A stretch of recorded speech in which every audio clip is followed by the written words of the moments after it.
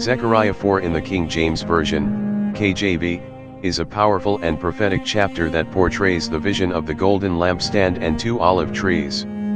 In this vision, Zechariah receives a message from an angel, and the chapter centers around encouragement, the empowerment of God's Spirit, and the assurance that divine purpose will be accomplished not by human strength, but by God's Spirit. Here's a verse-by-verse commentary on the key elements of the chapter.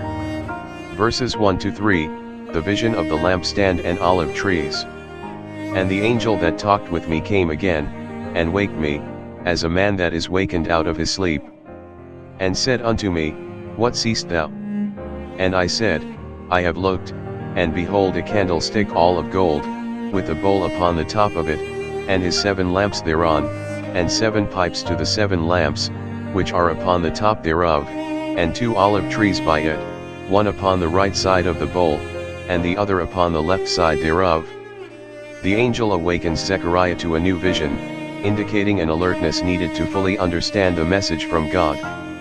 The vision reveals a golden lampstand, often representing the presence of God and light of truth, with 7 lamps and 2 olive trees beside it. The image of the 7 lamps connects to the symbolic completeness of God's light and presence, reminding readers of the menorah in the tabernacle and temple. The 2 olive trees, positioned on either side of the lampstand, seem to act as a continual source of oil. This constant supply signifies the unending provision of God's Spirit, symbolizing God's eternal support for His people. Verses 4-6, Not by might, nor by power, but by my Spirit. So I answered and spake to the angel that talked with me, saying, What are these, my Lord? Then the angel that talked with me answered and said unto me, Knowest thou not what these be?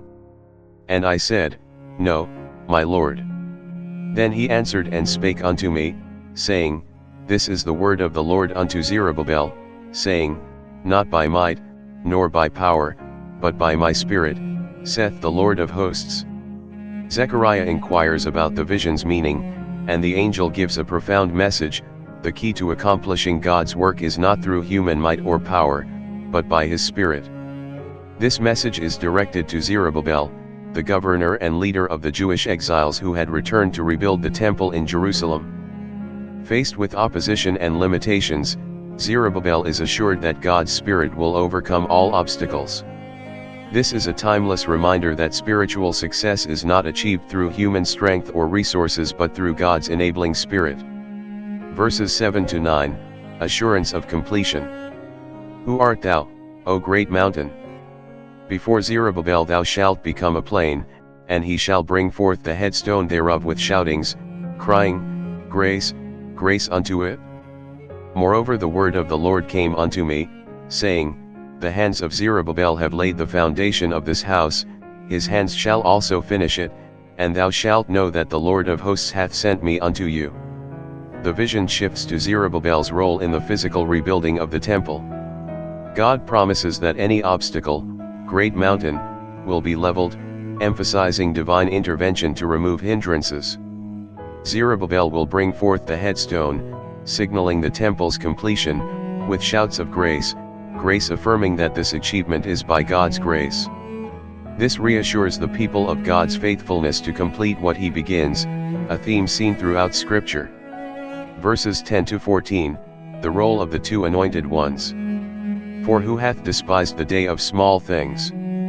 For they shall rejoice, and shall see the plummet in the hand of Zerubbabel with those 7, they are the eyes of the Lord, which run to and fro through the whole earth.